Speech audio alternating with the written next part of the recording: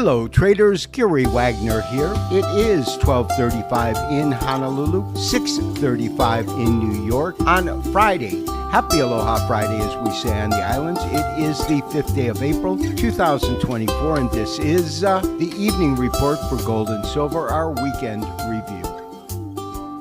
Traders, an incredible finish to the day and the week, with tremendous rises in both gold and silver, taking gold to a new all-time record high. Gold gained $38.70, 1.68% in June futures, taking that most active contract to $2,349.10. At the same time, spot gold had a tremendous rise, $38.67, approximately the same move we saw in futures, 1.69%, taking an ounce of spot gold to $2,339.57. As we have seen over the last two trading days, the dollar has remained relatively neutral both yesterday as well as today. Today's gains are 0.06%. Again, I'm putting that in essence in the unchanged column, taking the dollar index to 104.357. Lastly, silver, and as we have seen, it tends to outperform gold in terms of percentage gains on the way up and have larger drawdowns on periods of correction. Silver gained 57.5 cents. That's a rise of 2.13%. Taking the most active July contract to $27.60. We are looking at a 4-hour Japanese candlestick chart of gold. We did raise our stops tight to $2,298.30.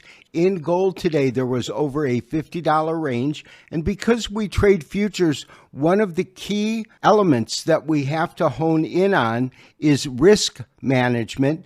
Because there is so much leverage, we are able to take out tremendous profits from a much smaller move in gold. We bought June gold at $2,198.70. We sold it for $2,298.30, yielding a profit of $9,960 per COMEX contract on a trade that took us just about 2 weeks. And traders, because of the great leverage, great risk, and great reward, we are never looking to buy the bottom nor sell the top. We are simply looking to take a percentage of the move. If we take 30 to 50% out of a move as great as what we've witnessed, I am quite satisfied, and we are looking to re-enter the market on any dip that occurs next week because we are still exceedingly bullish on both gold and silver. The historical gains that we have witnessed just in the last 3 weeks have been phenomenal, considering that gold was trading at about 1900 back in October, meaning that gold has gained not only about $445 since October. The question of where it could go becomes more difficult because as a market technician, we have no data that indicates price points in which gold could find resistance. Historically, we have never been at this price point before.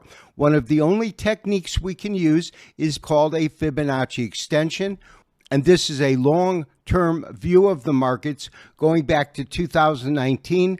These lows that come in at around 1500 up until the former all-time record high at 2300. When we go to the conclusion of the correction and plot where gold could go to, the 61.8% is $2,271. We've already exceeded that.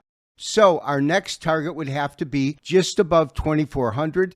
The 78.6% at 2402, and a one-to-one relationship, meaning looking at the price move in this rally to the current price move, would take gold above $2,500. Obviously, traders, when I did my Outlook 2024 and look for $2,300 in terms of a ending price or a high price in gold, I certainly underestimated. That estimate was tepid at best, and myself as well as many gold analysts have had to revise their upside target, as I am doing now.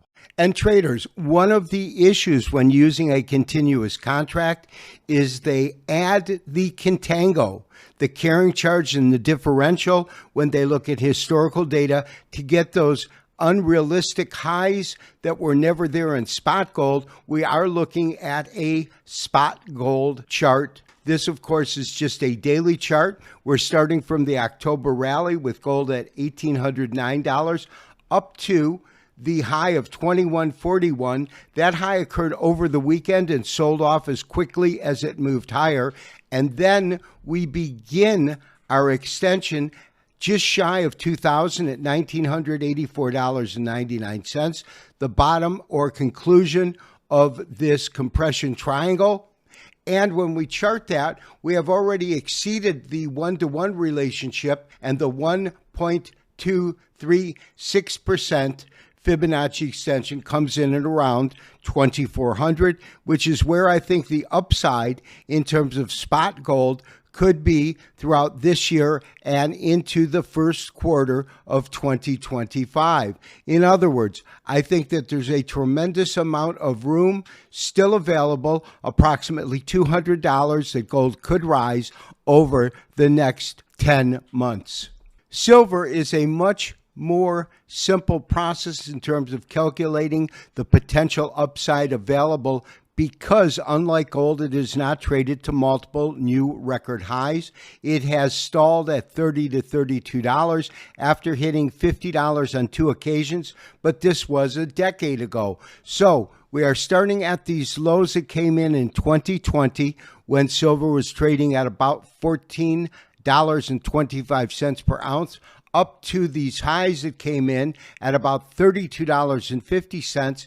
And when we do that, we can see that the next resistance level in silver will come in around $28 per ounce. It is based upon this top here, as well as the 23.6% fib retracement from this data set. When we do that, a move above $28, and there really isn't any resistance till approximately $30 to about $31 in terms of closing and opening prices on a weekly chart for silver. So there is still the potential for silver to move much higher than current pricing.